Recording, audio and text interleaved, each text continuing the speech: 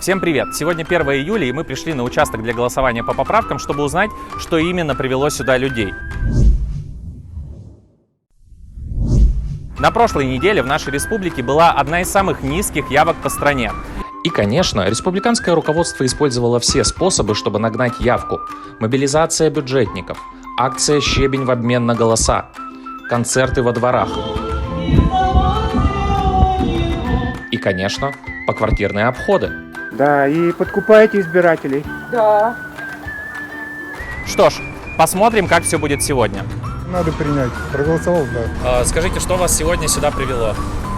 Пришел поголосовать и вкусно покушать в столовой школьной. И какая из целей была достигнута? И та. И проголосовал, и покушал. Как проголосовали?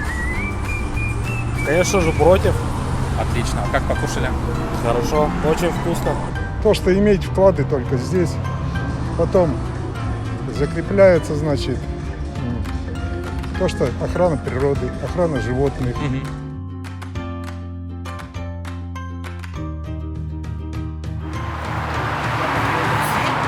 всегда участвую. Это моя обязанность. Я вас понял. Как проголосовали?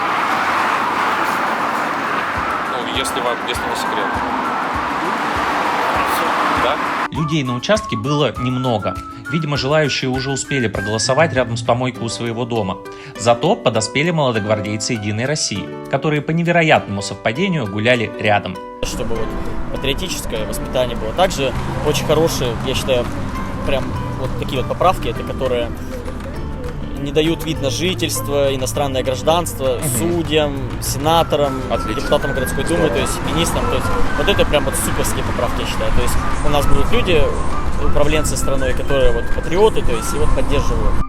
Поправки он, конечно, поддерживает, но, как оказалось, даже он не поддерживает «Единую Россию».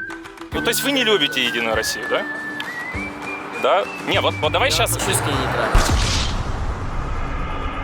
Второй молодогвардеец предложил нам прогуляться до сотрудников правоохранительных органов. Но мы и пошли, никаких претензий к нам не было. А он отвернулся от своих товарищей. Как у вас дела в организации? Какой организации? Ну, камон. Молодая гвардия «Единой России», да? А как? А о чем вы говорите?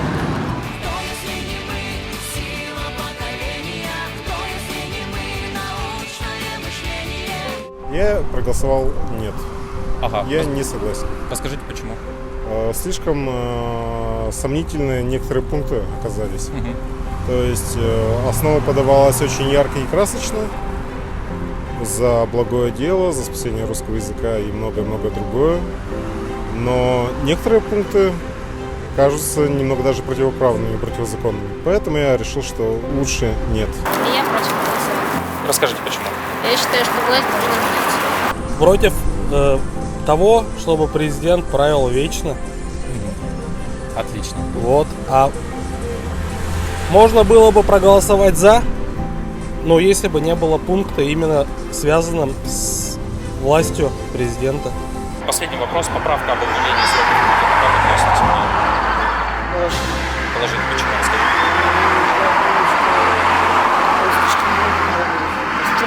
И все-таки